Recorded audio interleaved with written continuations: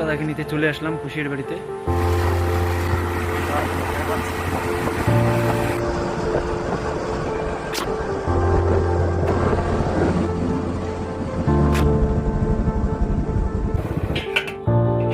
তো 100 টাকা তেল নিচ্ছি এখন।